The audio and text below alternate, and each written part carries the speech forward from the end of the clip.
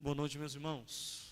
Que o Senhor continue nos abençoando nessa noite.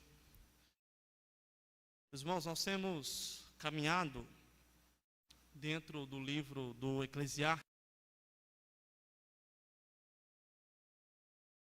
O privilégio de encerrarmos a primeira parte da carta. Chegamos literalmente no meio da carta, do livro do Eclesiastes. E hoje, se Deus assim nos permitir, nós vamos meditar um pouco nessa primeira parte do capítulo 7, que é tão importante. Ela é basicamente uma base, sendo aqui redundante, ela é uma base para o que vai ser dito mais à frente. Ela é uma base para o que vai ser afirmado mais à frente. E se Deus assim nos permitir, nós veremos também essas afirmações futuras. Peço aos irmãos que permaneçam com a sua Bíblia aberta no livro do Eclesiastes, capítulo 7, dos versículos 1 até o verso 14. Como o irmão orou ali, que o Senhor possa nos instruir, que o Senhor possa abrir o nosso coração para que a gente possa entender a palavra de Deus, que a começar de mim, apesar realmente das minhas fraquezas e limitações, o Senhor possa me usar para nós aprendermos um pouco mais do Senhor. Meus irmãos, há muitos anos atrás, há mais ou menos algumas décadas atrás, era muito comum nós ouvirmos o seguinte anúncio: venha conhecer o homem que foi o maior traficante do Brasil, que se converteu a Jesus. Ouça o testemunho de poder, ouça o testemunho dessa pessoa. Os mais velhos aqui vão se lembrar dessa época que eu estou falando, ali mais ou menos na década de 90, para o começo da década dos anos 2000, choveu de pessoas assim, se dizendo ser ex-drogados, ex-traficantes, ex-bruxos, que se converteram a Jesus e viajaram o Brasil contando a história da sua vida. Existe até algumas denúncias de que nem todos esses testemunhos eram verdadeiros, alguns supostamente eram ali fictícios, só para dar fama à pessoa, mas a questão é que, principalmente no interior, dependendo da pessoa, a cidade parava para ouvir essas pessoas que eram ex alguma coisa muito ruim, e então tiveram um encontro com Cristo e a sua vida mudou, e elas gastavam a sua vida para falar de Jesus pelas cidades. Pois bem, nessa primeira parte do capítulo 7 aqui, o pregador é visto como alguém que já mostrou um pouco de como foi a sua vida. Agora ele resolve parar um pouco e ele começa a dar alguns conselhos. Esses conselhos aqui são universais e eles vão servir de base, como eu disse agora há pouco, para o que vai ser afirmado na segunda parte do capítulo 7, que nós veremos em alguma outra oportunidade, se Deus assim nos permitir. Mas nessa parte, agora, o pregador quer nos trazer alguns conselhos de um ex-coração mundano. Conselhos de um ex-mundano. Alguém que procurou sentido debaixo do sol, e como se ele já tivesse feito tudo de errado e não deu certo, ele então não quer que nós passemos pelas mesmas coisas. Na nossa última oportunidade, nós encerramos a primeira parte do livro do Eclesiastes, e eu espero que você já tenha percebido e aprendido alguns detalhes importantes até aqui. O primeiro deles é que o livro do Eclesiastes não é um livro nihilista ou adorado pelo pessoal mais rico ou talvez o pessoal mais filósofo. Não, no livro do Eclesiastes, espero que você tenha entendido que esse livro aponta para Jesus. Só que ele faz isso de uma maneira peculiar. Porque se nós pegássemos, por exemplo, os 4 evangelhos, o foco ali é mostrar a obra de Jesus e como é uma vida com Jesus, uma vida alcançada pela graça. Só que aqui a mensagem proclamada está num sentido inverso. Ela quer mostrar como é uma vida sem Jesus, sem a graça. Por isso que desde o início o autor faz questão de mostrar que não é o fato de alguém ter dinheiro ou não que ela vai ser condenada. Não é o fato de uma pessoa trabalhar muito ou não, conhecer muitas coisas ou não, que vai definir se você é ou não uma boa pessoa. O pregador pouco se importa com a sua situação financeira. O que o pregador está nos dizendo desde o capítulo 1 é que essas coisas, se não forem direcionadas aos seus devidos lugares no nosso coração, elas são inúteis. Então, esse evangelho, ele nos confronta e às vezes ele nos deixa até um pouco desconfortável, porque ele vai dizer que o problema não está simplesmente pelo lado de fora, mas sempre o problema começa pelo coração. Um coração doente, um coração movido pela idolatria, ou seja, um coração mundano. E foi exatamente sobre isso que nós meditamos no capítulo 6, na nossa última oportunidade. Nós vimos que o homem mundano, é um termo que nós cunhamos aqui, ele sofre de algumas consequências, ele sofre de consequências do pecado. E esses sofrimentos são especialmente angustiantes, porque são sofrimentos que não tem como você pegar, não tem como você passar um remédio. Esses sofrimentos estão no coração. E o final do capítulo 6 nos trouxe então uma sequência de sofrimentos que o coração mundano sofre. E esses sofrimentos são, pelo menos alguns que nós vimos, eles, por exemplo, eles são torturantes quanto ao sofrimento de ter e não poder usufruir. Foi o primeiro sofrimento que nós vimos. Esse sofrimento, ele é agravado ainda, como nós vimos na última oportunidade, porque às vezes Deus dá ao homem mundano, a esse coração mundano, o presente da liberdade. Faça o que você quiser. Gaste a sua vida com o que você quiser. Compre o que você quiser. Só que no final das contas, nós percebemos que o homem mundano, apesar dele poder ter tudo, na verdade ele não tem nada. Um outro sofrimento que nós vimos foi que o homem mundano não descansa. E é claro que nós poderíamos pensar o seguinte: olha, nós temos tantas pessoas que não servem a Jesus e mesmo assim elas conseguem férias. Elas conseguem quase que todo final de semana descansar, mas não é desse tipo de descanso que nós falamos. Mas o descanso a qual o pregador se refere aqui se trata de um descanso duradouro. Um descanso que não acaba conforme o domingo vai se findando. Um descanso que, inclusive, é sentido durante a correria do trabalho, durante a semana. Porque trata-se de um descanso de alguém que está justificado. Trata-se de um descanso na alma. E o homem mundano não tem isso. E mesmo que ele viva muitos anos, como nós vimos no texto, até mesmo uma criança que nem chegou a nascer, ela teve mais descanso do que alguém que tem a sua esperança nesse mundo. Nós vimos também que o quão sofrida é o homem mundano, que ele nunca chega a uma satisfação. Ele nunca sente satisfação com absolutamente nada. Há um buraco na sua alma, há uma fome infinita que ele vive e ele sente. E por fim, nós chegamos ao final do capítulo 6, aprendendo, talvez com o maior sofrimento de toda essa lista. O sofrimento mais agudo, a incerteza do que ainda está por vir. E então vem a questão, mas qual é a solução para esse tanto de sofrimento?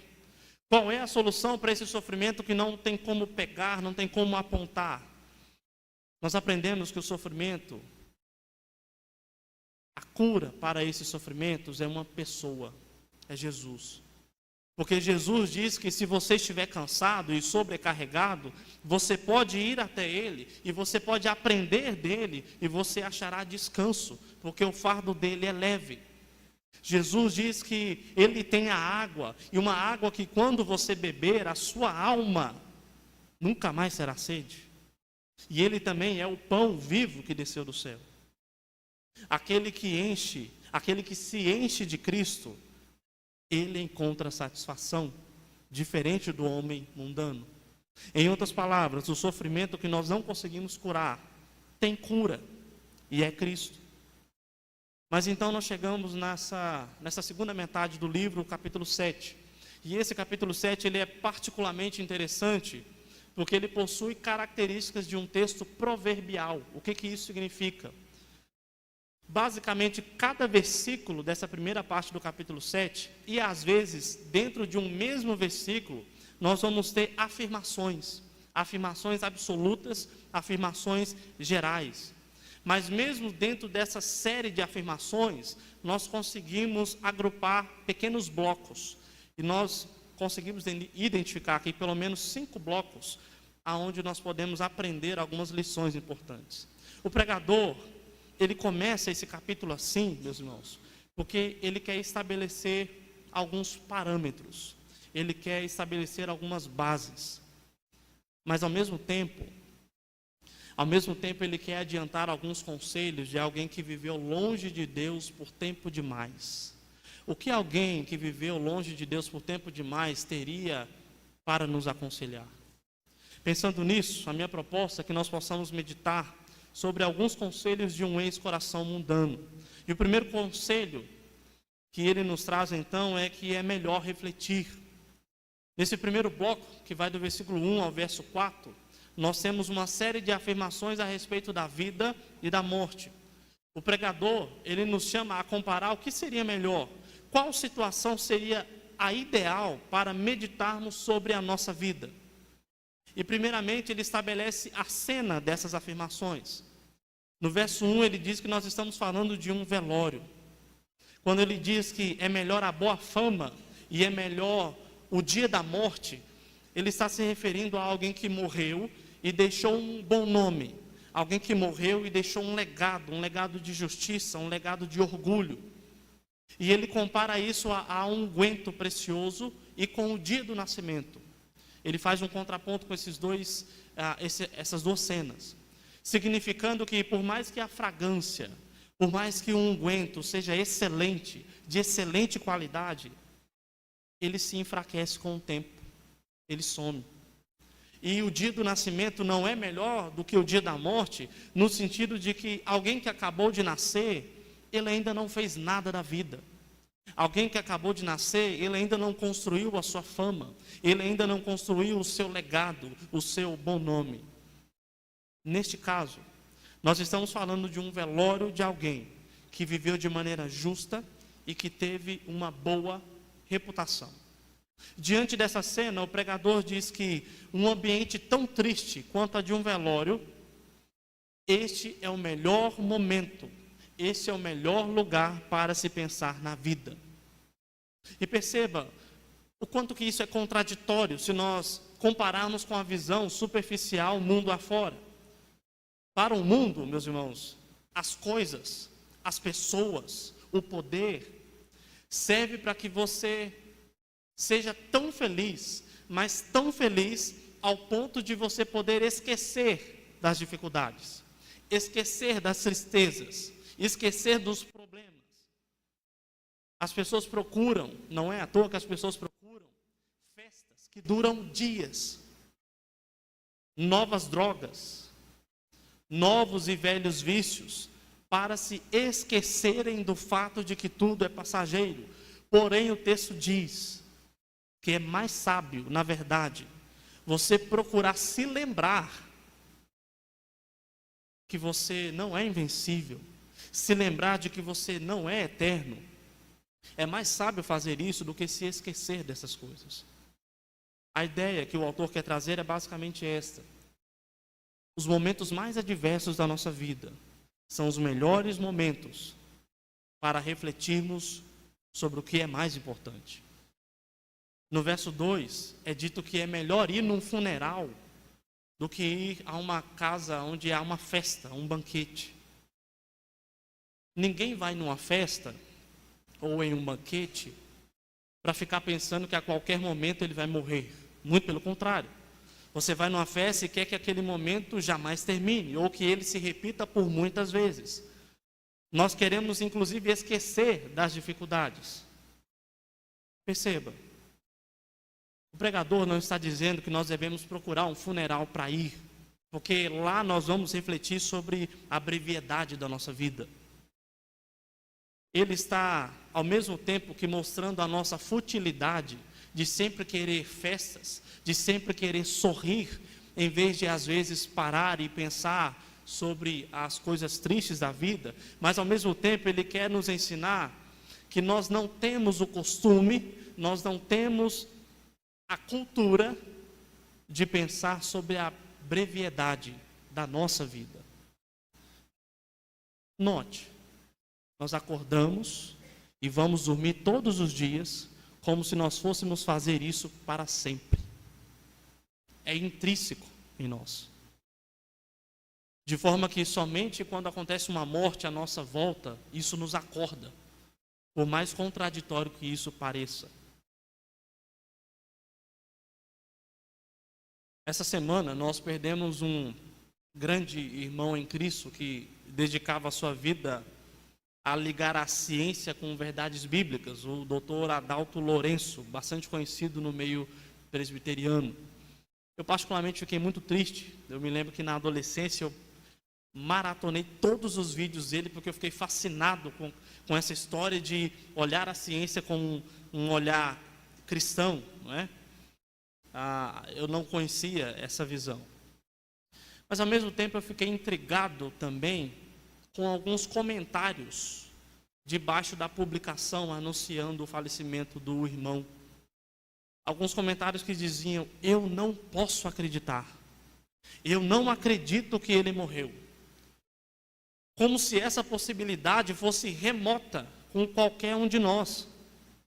Parece que antes de acontecer, ninguém cogitava que isso poderia acontecer com o nosso irmão ou com qualquer outra pessoa. Parece que estava fora da nossa realidade. Um dos maiores nomes ligados ao avivamento, aos verdadeiros avivamentos que existiram na história, se chama Jonathan Edwards. Na juventude, Edwards, ele escreveu o que é chamado de 70 resoluções. São 70 resoluções dele mesmo, um contrato que ele fez com ele mesmo. E ele deveria seguir aquelas resoluções. A resolução 1 diz que ele resolveu fazer tudo para a glória de Deus. E assim ele escreve as outras 69 resoluções. Porém, logo no início, na resolução 9, olha só o que ele diz. Resolvi pensar e meditar bastante em todas as ocasiões sobre a minha morte e sobre as circunstâncias relacionadas com a morte. À primeira vista, eu sei que isso parece um pouco mórbido, mas Jonathan Edwards, ele simplesmente está aplicando o que o pregador está ensinando aqui. Se você se acha eterno nessa vida, qual é a necessidade de um Salvador então? Se você é eterno aqui, qual é a necessidade de um Salvador? O Salvador, aliás, ele pode esperar. Eu vou viver a minha vida. Eu vou conquistar as minhas coisas. Eu vou fazer os meus amigos, eu vou construir uma família, eu vou conquistar poder e influência. Este Salvador pode esperar porque eu ainda tenho muito tempo. Eu vou viver para sempre, ou pelo menos muitos anos ainda. Mas se nós temos, meus irmãos, a consciência do quão frágil, o quão efêmero nós somos, então nós começamos a perceber que nós precisamos desesperadamente de um Salvador. Qual foi a última vez que você meditou sobre estar diante de Deus hoje mesmo? Qual foi a última vez que você pensou nisso? Seria bom nos lembrarmos disso mais vezes. O segundo conselho de um ex-coração mundano é que é melhor ser repreendido, dos versos 5 a 7. Perceba que o pregador ele está virando tudo o que o homem mundano pensa de cabeça para baixo. Se ele achava que felicidade é buscar não se lembrar da sua fragilidade, agora ele descobre que isso é tolice. É tolice não pensar que um dia sua vida vai acabar. Mas agora, como se não bastasse, ele vai dizer que é melhor ouvir uma repreensão do que uma música de um insensato. A palavra que foi traduzida aqui por ouvir, ela possui o mesmo sentido de receber a informação e também agir conforme essa informação. Seria o mesmo de você ouvir um conselho e mudar a sua vida conforme esse conselho. Ouvir e obedecer, em outras palavras. O problema, meus irmãos, o problema é que é muito mais agradável ouvir uma melodia de uma boa música do que ouvir o sermão de alguém. É muito mais agradável. Claro que a música aqui do insensato, ela está sendo usada como uma metáfora para os elogios. E de fato, ouvir elogios é muito melhor do que ouvir críticas. Veja bem, eu não estou dizendo que nós não podemos receber elogios, porque nós somos humildes. Essa é uma falsa modéstia. Se você fez algo bom, belo e verdadeiro, e se você se esforçou, você merece honra por causa disso, apesar do que o que você fez é para a glória de Deus. Mas a questão é, você já reparou quem é que canta essa música aqui no texto? Quem é que vem com elogios para cima de você? Essa música vem do insensato. É ele que canta a música. É ele que faz o elogio. A palavra insensato, ela pode ser melhor traduzida aqui por insolente. Insolente. Meus irmãos, sabe quem é que gosta de bajular você? Sabe quem é que gosta de bajular para que você se sinta bem? Eu vou colocar aqui em ordem de bajulação, ok? Do menor para o maior. Satanás, pois ele vai dizer o que você gosta de ouvir, na verdade. Ele vai dizer que você pode e você merece ser feliz. Em segundo lugar vem o mundo, porque ele vai dizer que você é o Deus da sua vida. E se você se esforçar, você pode ser feliz com o que você conseguir, com o seu dinheiro, com o seu poder. E por fim, aquele que vai mais te bajular a vida inteira. E ele está no topo porque ele é um dos poucos que sabe exatamente o que você está pensando. Ele sabe exatamente o que dizer e na hora certa. Você é o seu principal bajulador, elogiador, insolente, como é a outra tradução aqui de insensato. Quando está tudo bem, você diz, você é bom.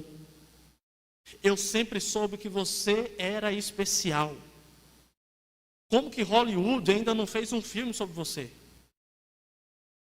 Quando acontece algo de errado, olha, eu não vou passar o pano para você, mas eu sempre te avisei que os seus pais não te entendiam. Olha, eu falei que a sua esposa, ela não se interessa quando você está bem ou não. Olha, eu te disse que o seu marido iria te magoar em algum momento, não disse? Você é especial demais para isso ter acontecido com você. Ou, igreja? Meu amigo, você já viu a cara do pastor para você? Só porque você faltou, sumiu algumas semanas, vê lá se isso é motivo para te repreender. Vê lá se isso é motivo para te dar um sermão.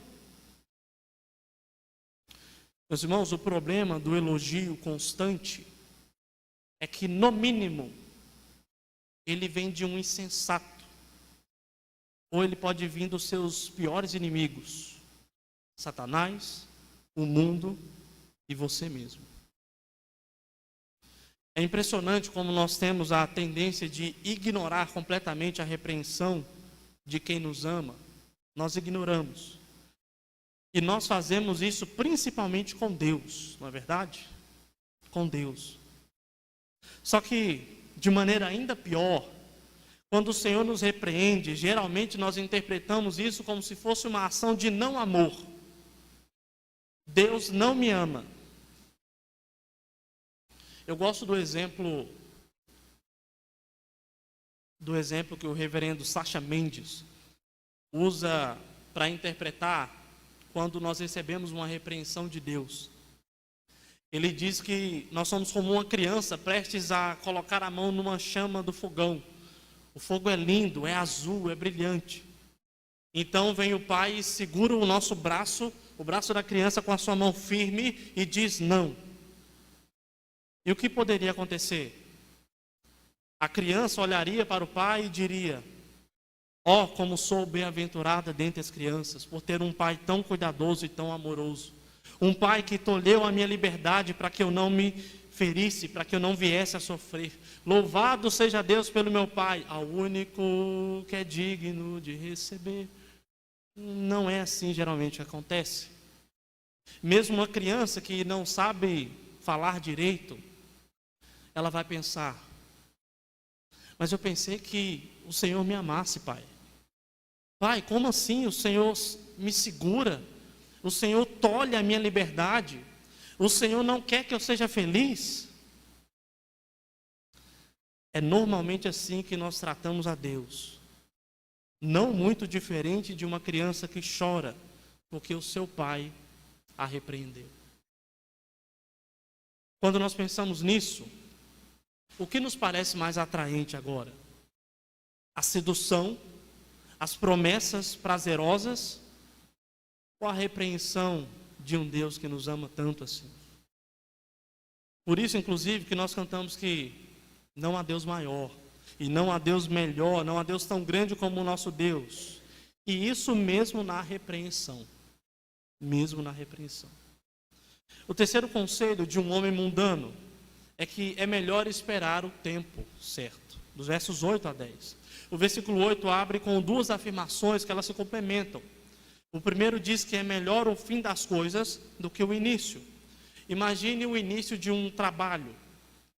Geralmente ele não é atrativo, o início, mas quando você termina e vê o resultado, isso com certeza é melhor. A segunda afirmação é que é melhor ser paciente do que arrogante. O curioso é que o autor não usa aqui o contraponto, o antônimo de paciente, que seria impaciente, mas ele usa arrogante. Por quê?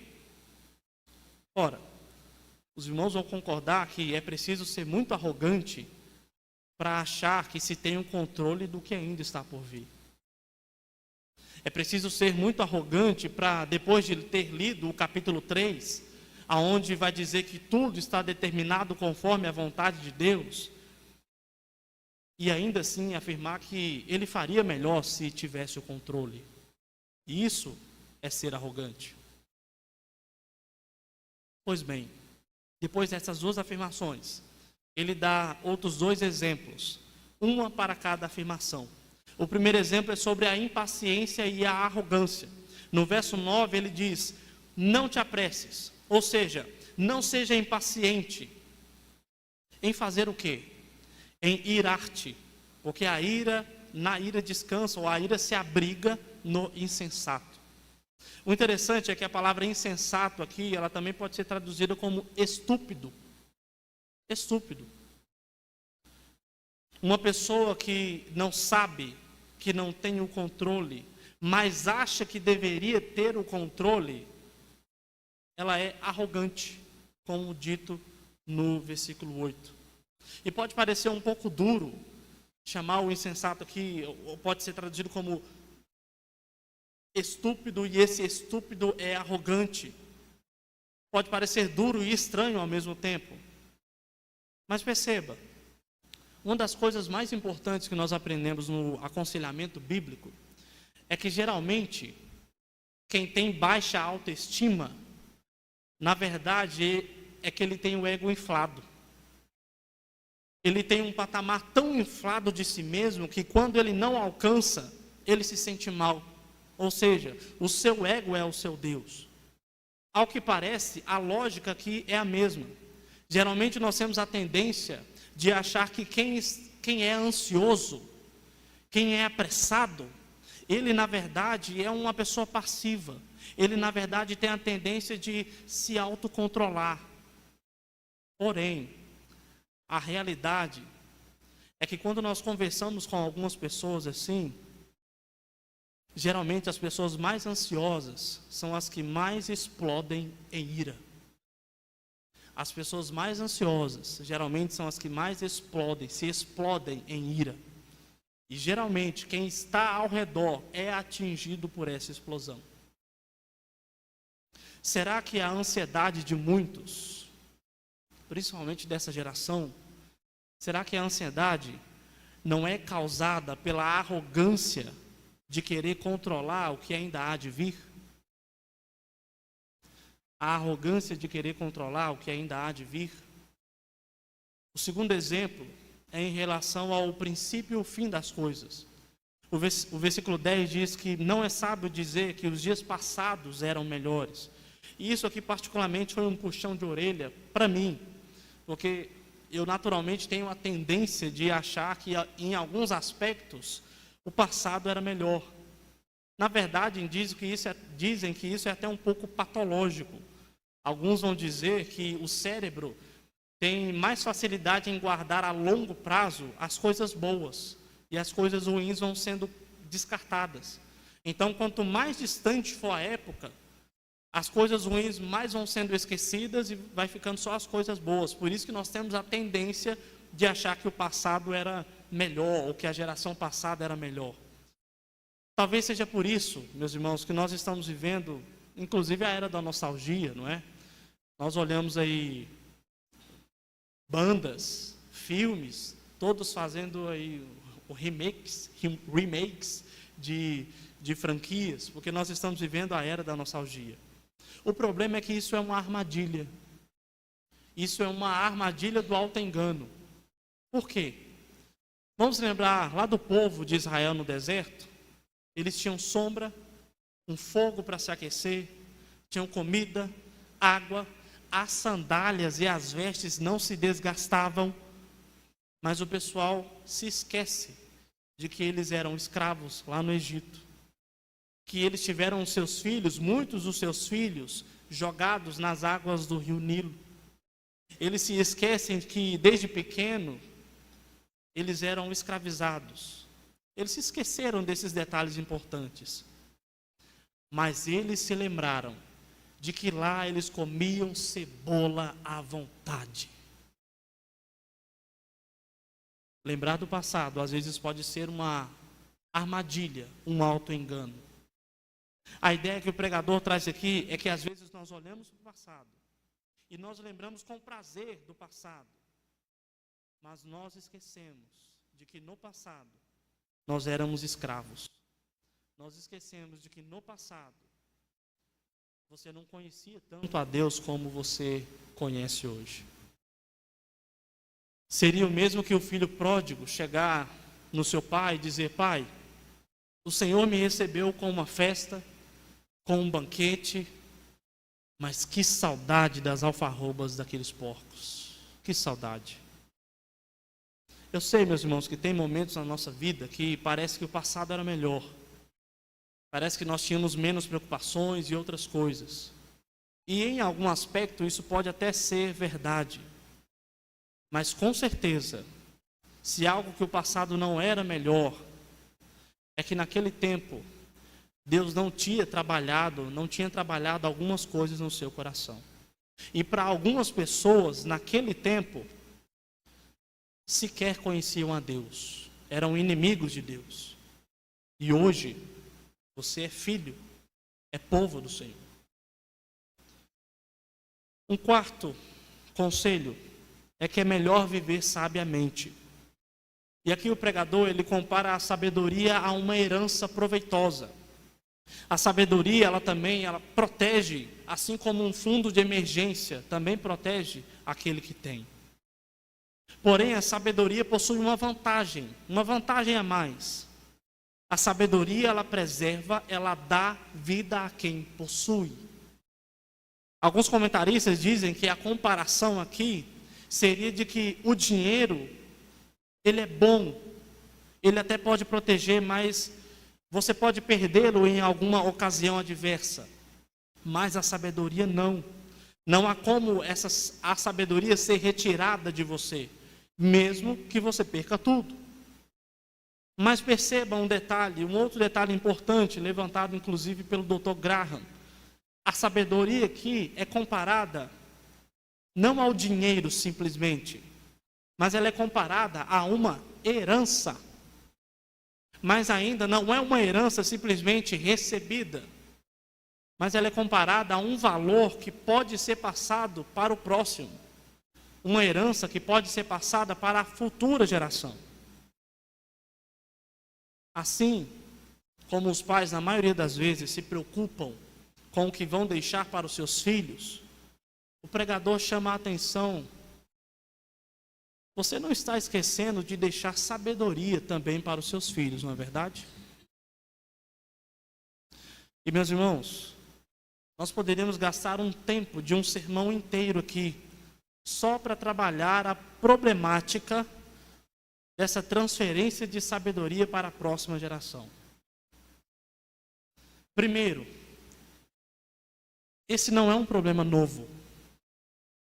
Essa questão dos pais não conseguirem transmitir a sabedoria, não estou falando de conversão, mas de sabedoria para os seus filhos e netos. Esse problema é histórico nas Sagradas Escrituras. O profeta Eli com os seus filhos que o diga. Davi e os seus filhos então nem se fala. Salomão só conseguiu porque ele pediu para Deus. Poderíamos pensar também, antes de discutir sobre a transferência de sabedoria aos filhos, se os pais têm sido sábios, primeiramente. Então aqui nós já temos um problema grave. E olha que interessante. O pregador diz que a sabedoria protege tanto quanto o dinheiro. Porém, por mais incrível que pareça, os pais, nós pais, somos mais tentados a deixar dinheiro aos filhos do que sabedoria. Veja bem, não é pecado deixar os nossos filhos confortáveis. Os pais vivem para isso, e tudo bem, louvado seja Deus por isso. Mas do que adianta? Do que adianta pavimentar o caminho dos nossos filhos com brilhantes, se esse caminho segue em direção à estupidez, à tolice, ao inferno? Do que adianta? E por acaso alguém pode pensar o seguinte: olha, eu ainda não tenho filhos, então desse ponto eu posso pular, certo? Então, deixa eu te dizer, todas as crianças da nossa comunidade aqui, da IPJA, são sua responsabilidade também. É seu dever passar para cada uma delas a sabedoria do Senhor. É o seu dever também. Quando elas foram batizadas aqui na frente, nós juramos, nós prometemos também ajudar na educação delas. Passar sabedoria para os mais jovens. Eu me lembro de quando, na minha adolescência, eu havia acabado de entrar para o grupo principal do conjunto de música da igreja. O grupo que tocava domingo à noite. Era o alvo, né? E aí aconteceu de que sempre que nós tocávamos o prelúdio, o bonito do conjunto saía para fora da igreja para beber água, bater um papinho. E quando o grupo voltava que nem uma estrela do rock santificada depois do show, né? Eu me lembro que uma dessas vezes, uma das minhas mães na fé, um dia me chamou num canto. Por que você sai do templo toda vez que você termina de cantar o prelúdio? Você acha que Deus se agrada com essa atitude? Você tem alguma doença que você precisa beber água antes do culto começar e depois de você cantar? Com a minha cara já implodida, né? Implodida já, eu disse que não, simplesmente não. Ela me olhou nos olhos e disse: você pode servir a Deus bem melhor do que isso. Daquele dia em diante, eu aprendi que eu posso melhorar no meu serviço a Deus por causa de uma mãe na fé para mim. Naquele dia em diante, eu aprendi que eu poderia servir a Deus melhor. Eu aprendi também que eu não tinha problema nos rins, mas isso é um detalhe. O ponto é, meus irmãos, você está tranquilo com a sabedoria que você tem passado para as crianças? Você está tranquilo com a sabedoria que as crianças, os seus filhos e as crianças da igreja têm recebido e observado por meio de você? Ou melhor, você está satisfeito com a sabedoria que você tem buscado em Jesus e na sua palavra? Chegamos então no último e talvez o mais sublime conselho de um coração, de um ex-coração mundano. O conselho é melhor olhar para Deus, nos versos 13 e 14. Esses versos 13 e 14, eles destoam do restante do texto que nós lemos, porque ele começa dando uma ordem. Está no imperativo: atenta para as obras de Deus. Olhe para Deus. Preste atenção nas coisas que Deus está fazendo na sua vida. E por que ele dá essa ordem? Porque somente Ele está no controle das circunstâncias da nossa vida. Somente Ele está no controle das circunstâncias da sua vida. Porque o que Ele já estabeleceu, o que Ele torceu, ninguém consegue contorcer de outra forma, ou endireitar de outra forma. Essa parte aqui, meus irmãos, ela se liga imediatamente com o arrogante, lá atrás que nós vimos. O arrogante que queria controlar a sua própria vida, e por não conseguir, ele se vê ansioso. E o mais impressionante é que o pregador, ele poderia ter usado aqui uma metáfora que deixasse Jesus, ou que deixasse Deus mais agradável. Ele poderia dizer o seguinte: olha, o Senhor é quem endireita as coisas, e ninguém pode distorcer. Mas não. Contrariando novamente as expectativas, ele faz questão de dizer que foi Deus que fez torto determinadas situações. Foi Deus que distorceu. E o homem não consegue endireitar as coisas.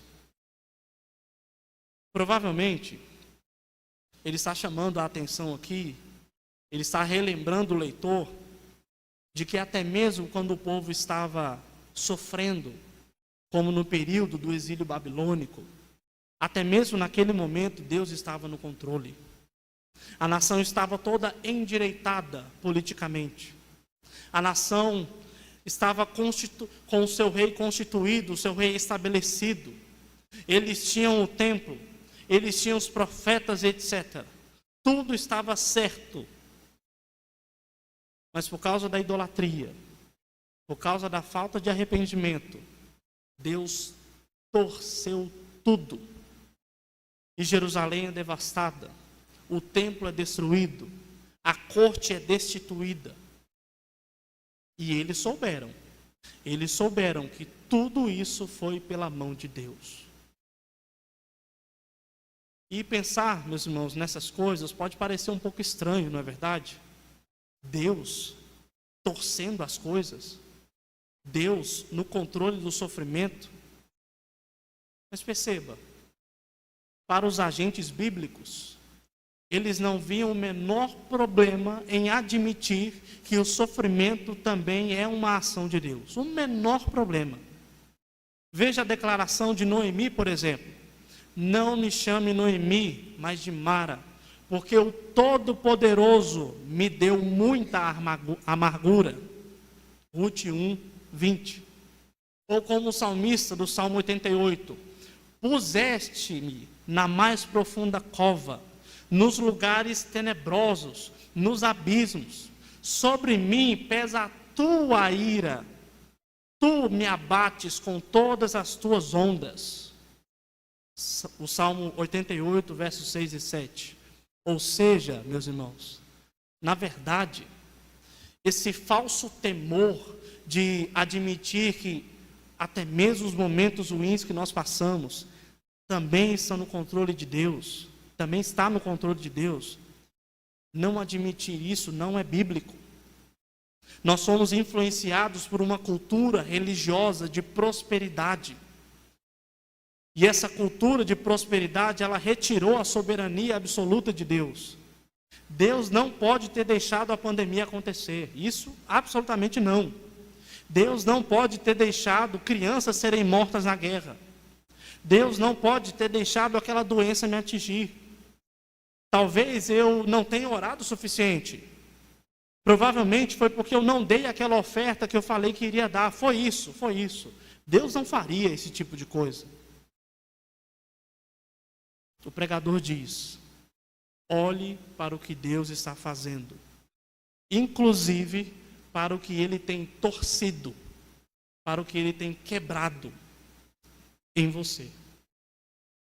Como um vaso nas mãos do oleiro, como nós cantamos agora há pouco. Por que será que Deus tem torcido você? Por que será que Deus tem quebrado você? Será que Ele quer te ensinar e te dizer algumas coisas? Claro que não é somente os momentos ruins ou de escassez que estão no controle de Deus. Os momentos bons e de fartura também. É isso que diz o verso 14. E essa parece ser uma boa maneira de terminar os conselhos de um ex-coração mundano. Alguém que tentou viver segundo a sua vontade, alguém que tentou viver com base naquilo que se vê a vida inteira, que foi inimigo de Deus a vida inteira. Mas agora ele olha para nós e diz: escuta, pare de olhar para você mesmo e olhe para o controle de Deus sobre você. Olhe para o que Ele está fazendo na sua vida. E ao fazer isso, descanse. Não seja ansioso ou arrogante por achar que você pode controlar o que ainda há de vir. Meus irmãos, eu quero partir aqui para a conclusão de algumas rápidas aplicações.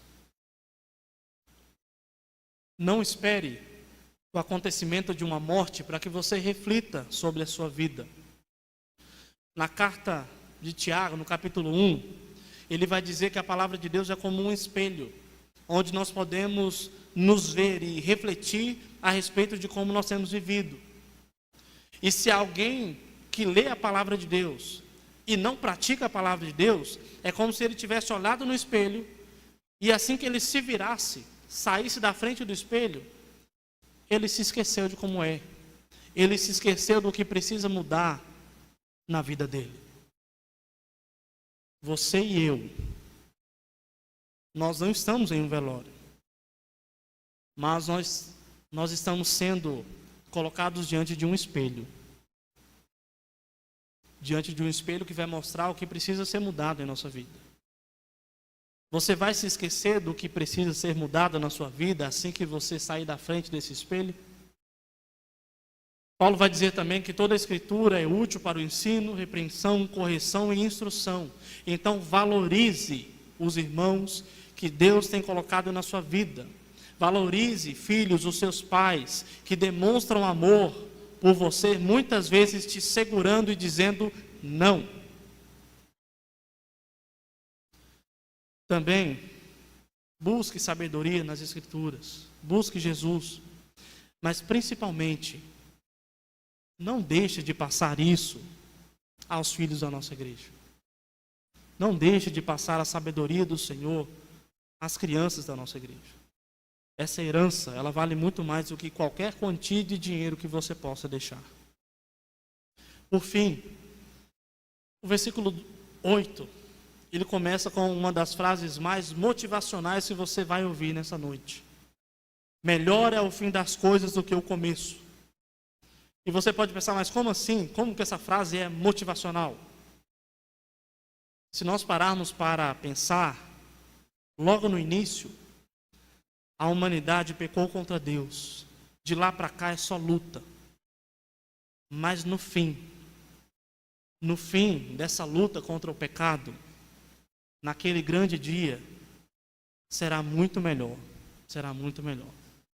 O cristão é feliz porque ele olha para o fim. Ele olha para o fim das dores. Ele olha para o fim do pranto, do cansaço. Nós olhamos para o fim do pecado nas nossas vidas. Mas principalmente, nós olhamos para o fim de uma espera daquele grande dia que nós veremos o Senhor face a face. E é por isso, é exatamente por isso, que nós sentimos saudades de um lugar que nós nem estivemos ainda. Nós sentimos saudades de um tempo que ainda nem chegou. Até lá, meus irmãos, que nós possamos olhar para as obras de Deus na nossa vida. Olhe para o que Deus tem feito na sua vida. E que nós possamos entender que o Senhor está no controle de cada aspecto da nossa vida. E é por isso que nós vamos cantar exatamente isso. No controle o Senhor está. Convido o conjunto. Enquanto o conjunto se posiciona, vamos orar. Vamos assim encerrar essa parte. E depois, logo após, a palavra está com o presbítero Júnior. Senhor, obrigado, Deus. Obrigado porque a Tua palavra ela é viva, ela é eficaz. A Tua palavra, Deus, de fato, ela nos confronta. Obrigado, Deus, porque a Tua palavra, uma vez exposta, ó Deus, ela nos expõe diante dela. Nos ajude, ó Deus, a melhorarmos, nos ajuda a mudar, ó Deus, o que tem que ser mudado na nossa vida. Nos ajude, ó Deus, a meditar de que tudo isso aqui é passageiro, nós mesmos aqui nessa terra somos passageiros. E, ó Deus, de que o melhor realmente ainda está por vir. Ó Deus, o dia em que estaremos diante do Senhor e o glorificaremos, ó Deus, por toda a eternidade. O dia, ó Deus, em que toda dor, todo choro, todo pranto, ó Deus, terá um fim. Enquanto isso não acontece, que o Senhor nos ajude, ó Deus, a buscar sabedoria em Ti e, ó Deus, a transmitir sabedoria aos nossos irmãos. Que nós possamos, ó Deus, confiar em Ti. Que nós possamos deixar, ó Deus, a nossa arrogância, a nossa ansiedade de querer controlar aquilo que está fora do nosso controle.